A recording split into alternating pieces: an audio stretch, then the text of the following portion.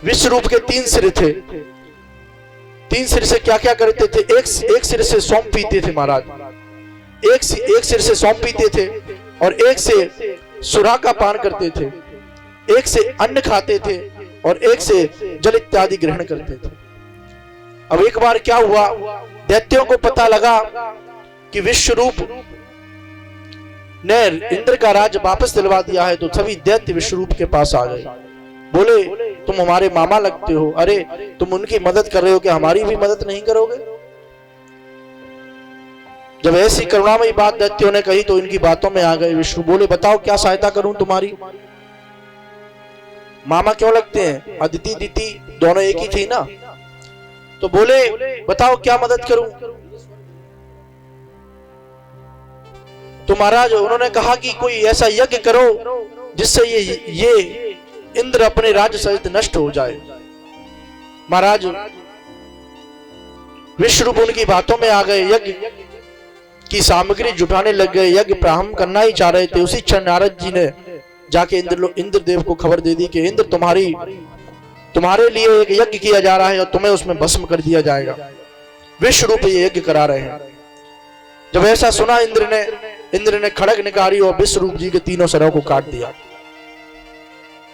महाराज 3 सरों को काटा इंद्र ने, तो जो 3 सर कट गए। अब इंद्र विश्व रूप ब्राह्मण थे, इंद्र को ब्रह्म हत्या लग गई और इंद्र को ब्रह्म हत्या लग गई तो ये ब्रह्म हत्या 4 जगहों में बांटी गई। 4 जगहों में बांटी गई ब्रह्म हत्या।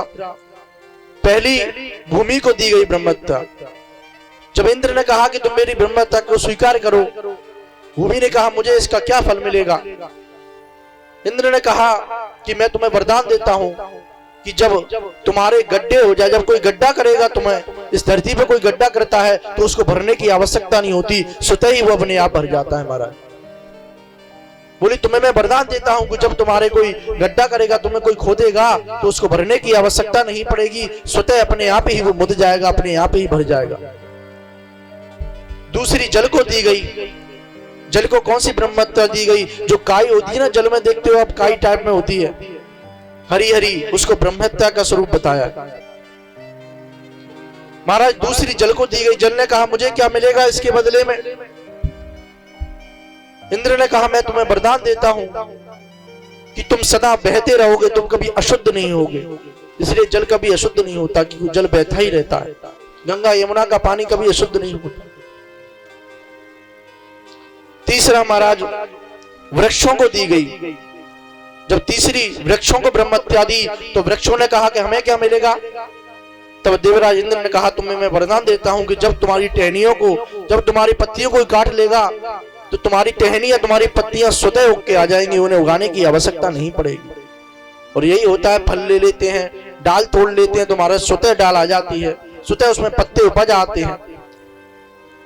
चौथी स्त्रियों को दी गई ब्रह्म हत्या। महाराज ये स्त्रियों को ब्रह्म हत्या दी गई।